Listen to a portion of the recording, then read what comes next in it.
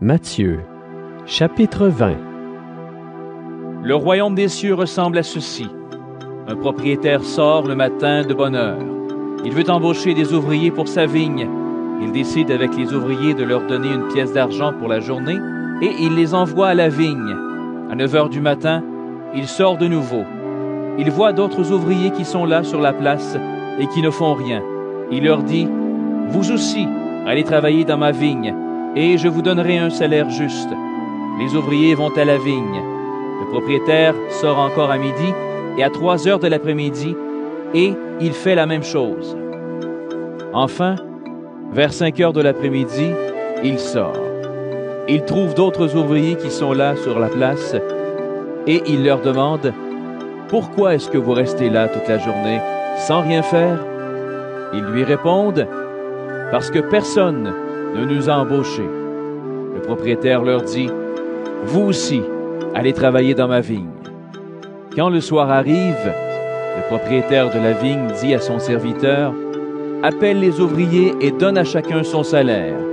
Commence par ceux que j'ai embauchés en dernier et finis par ceux que j'ai embauchés en premier. » Ceux qui ont travaillé à partir de 5 heures de l'après-midi arrivent et ils reçoivent chacun une pièce d'argent. Ceux qui ont travaillé les premiers arrivent à leur tour et ils pensent « Nous allons recevoir davantage. » Mais eux aussi reçoivent chacun une pièce d'argent. En la recevant, ils critiquent le propriétaire et ils disent « Ces ouvriers sont arrivés en dernier. Ils ont travaillé pendant 1 heure seulement et tu les as payés comme nous. Pourtant, nous avons supporté la fatigue toute la journée et nous avons travaillé sous le soleil. » Le propriétaire répond à l'un d'eux, « Mon ami, je ne suis pas injuste avec toi. Tu étais bien d'accord avec moi pour recevoir une pièce d'argent pour la journée. Prends ton salaire et va-t'en. Je veux donner à cet ouvrier arrivé en dernier autant qu'à toi. J'ai le droit de faire ce que je veux avec mon argent, n'est-ce pas? Est-ce que tes pensées sont mauvaises parce que je suis bon? » Et Jésus ajoute, « Ainsi, les derniers seront les premiers, et les premiers seront les derniers. » Jésus monte à Jérusalem. Il prend les 12 apôtres à part et il leur dit, tout en marchant, « Écoutez, nous montons à Jérusalem. Le Fils de l'homme va être livré aux chefs des prêtres et aux maîtres de la loi. Ils vont le condamner à mort et le livrer à ceux qui ne connaissent pas Dieu. Ceux-ci vont se moquer de lui, ils le frapperont à coups de fouet. Puis, ils vont le clouer sur une croix et le 3e jour, il se réveillera de la mort. » Alors la mère des fils de Zébédée s'approche de Jésus avec ses fils.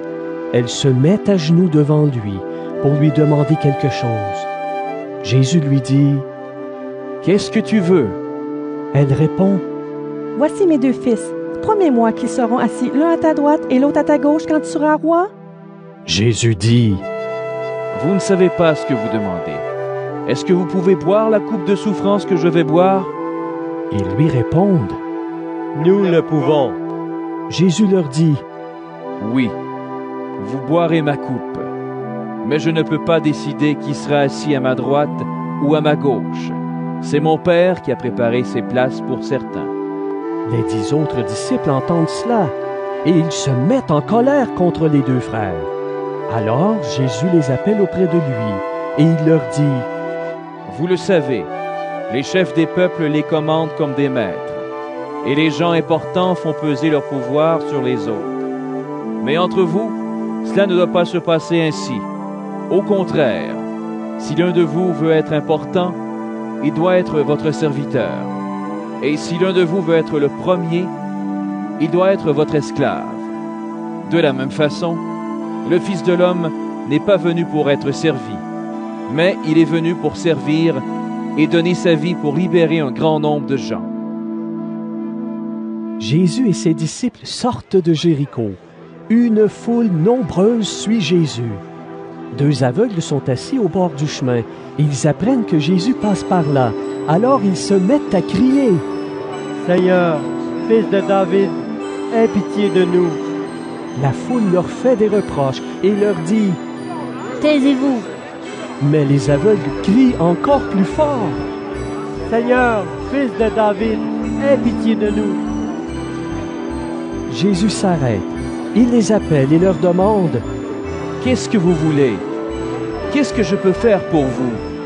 Ils lui disent: Seigneur, ouvre nos yeux. Jésus est plein de pitié pour eux. Il touche leurs yeux. Aussitôt les aveugles voient clair et ils suivent Jésus.